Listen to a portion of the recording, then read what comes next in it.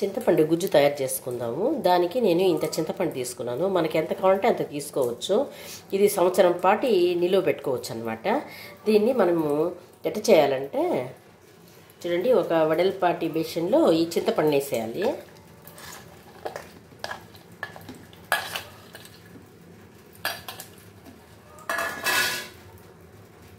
దీన్ని బాగా వాష్ చేసుకోవాలన్నమాట.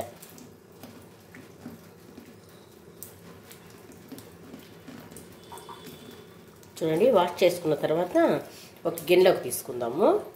ఇట్లా మొత్తాన్ని దీంట్లో వేసేద్దాం. చూడండి, ఇంత వచ్చింది కదా. ఇప్పుడు మనం ఏం చేయాలంటే దీంట్లో వాటర్ పోసుకోవాలి. చూడండి, అంత వాటర్ పోస్తే సరిపోతుంది. చూడండి, ఇంత వాటర్ అయితే సరిపోతుంది. స్టవ్ మీద పెట్టేసి చూడండి, దీన్ని బాగా ఉడకనిద్దాము. దీనిపైన ప్లేట్ వేద్దాము. వేసి ఒక 5 minutes ఉడకనిద్దాం. చూడండి, మధ్యలో ఒకసారి ఇట్లా ప్లేట్ తీయాలన్నమాట. తీసి ఒకసారి అట్లా కలబెడదాము. కింద అడుగంటకుండా అట్లా ఊరికే కొంచెంసేపు అట్లా బాగా వేడెక్కుతుంది కదా. ఇంకా 2 minutes అయితే సరిపోతుంది. చూడండి, 2 minutes కూడా అయిపోయింది. బాగా ఉడికిపోయింది. మనం బాగా ఉడకపెట్టుకునే దానివల్ల ఏమంటే దీంట్లో గుజ్జు బాగా ఈజీగా వచ్చేస్తుంది అనమాట. మనకు బాగా కండకాయ తీసుకున్నాం అనుకోండి, దాంట్లో గుజ్జు ఈజీగా వస్తుంది. ఇప్పుడు స్టవ్ ఆపేద్దాము. చూడండి, దీన్ని బాగా చల్లారనిద్దాము. చూడండి, బాగా చల్లారిపోయింది అనమాట చింతపండు గుజ్జు. ఇప్పుడు మనము ఒక గిన్నె తీసుకుందాము. ఇట్లాంటి లోపలికి ఎక్కువగా ఉండే గిన్నె తీసుకోవాలి. ఎందుకంటే అది బాగా ఇదైనప్పుడు ఎగిరి పడుతుంది కదా. అందుకని పెద్ద గిన్నెగా, మనం చేసేది గుజ్జు కొంచెమే కాబట్టి చిన్న గిన్నె తీసుకున్నాను. దీంట్లో ఒక గరిటె ఆయిల్ వేస్తాను.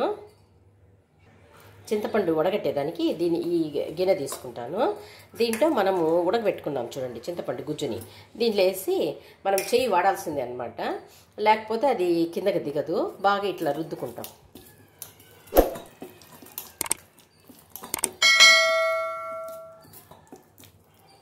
మొత్తం ఇట్లా గుజ్జుని వడగట్టి పెట్టుకుంటాము. ఈ పిప్పి అంతా బయట వచ్చేస్తుంది అనమాట. చూడండి, పిప్పి ఇంత వచ్చిందనమాట.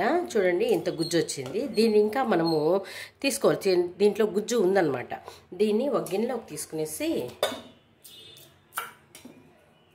చూడండి, దీంట్లో కొద్దిగా వాటర్ వేసుకుందాము.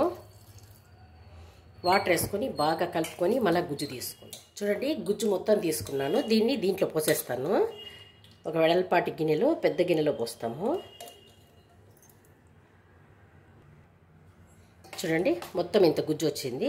దీన్ని స్టవ్ మీద పెట్టేద్దాము. చూడండి, స్టవ్ మీద పెట్టేసి బాగా కలబెట్టుకుంటాము. ఇట్లా సిమ్లో పెట్టుకుందాము. సిమ్లో పెట్టి బాగా ఉడకనిద్దాము.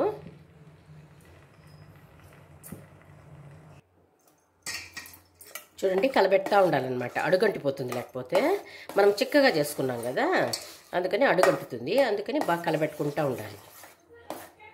మాడకుండా కలబెడతా ఉండాలి.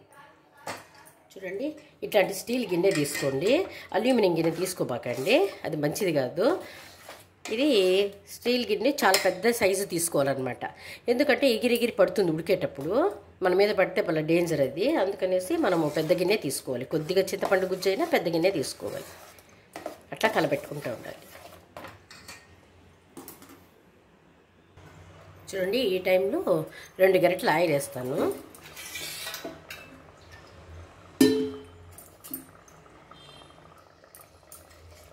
బాగా కలబెట్టుకోవాలి. ఇది సంవత్సరం వరకు నిల్వ ఉంటుంది. మనం ఒక 6 నెలలకు పెట్టుకుంటే చాలండి. అన్నిట్లోకి వేసుకోవచ్చు. రసంలోకి రసం చేసుకోవచ్చు, పప్పులోకి వేసుకోవచ్చు, సాంబార్ వేసుకోవచ్చు, పులిహోర కలుపుకోవచ్చు.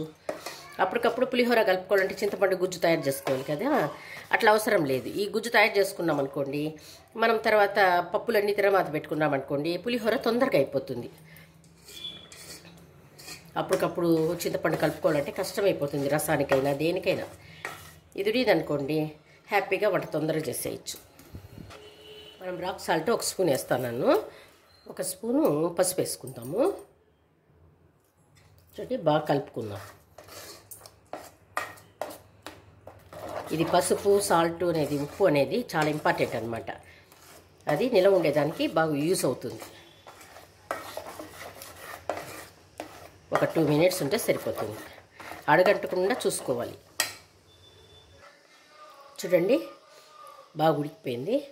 ఇట్లా వస్తూ ఉంది అంటే బాగా ఉడికిపోయినట్టు అనమాట. ఇప్పుడు చూడండి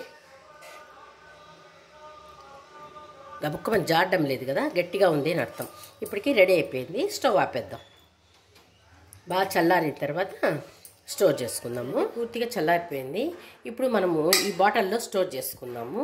గాజు బాటిల్లో స్టోర్ చేసుకున్నాం అనుకోండి బాగుంటుంది. దీనిలో స్టోర్ చేసుకొని ఫ్రిడ్జ్లో పెట్టుకుందాం. చూడండి బాటిల్లోకి వేసేస్తున్నాను. అంతే, బాటిల్లో లిడ్ వేసేసి ఫ్రిడ్జ్లో పెట్టుకుందాము. చూడండి ఎంత వచ్చిందో. ఇది నాకు 6 months వరకు వస్తుంది. తర్వాత వేస్ట్ చూడండి, మనం పిప్పి ఎంత తీసేసినాం కదా, ఈ వేస్ట్ ఏం మనకు వేస్ట్ అవ్వదన్నమాట. ఎందుకు అంటే ఇది కొంచెం ఎండబెట్టుకొని మనము దీపాలు ఈ ఇత్తడి వస్తువులు చూడండి అవి తోమేటప్పుడు ఇది యూస్ అవుతుంది. దీంట్లో కొంచెం రాళ్ళు ఉప్పు కనుక వేసుకొని తోమినట్టయితే తెల్లగా బాగా వస్తాయి అన్నమాట. ఇది కూడా వేస్ట్ ఏం మనకు అవ్వదు.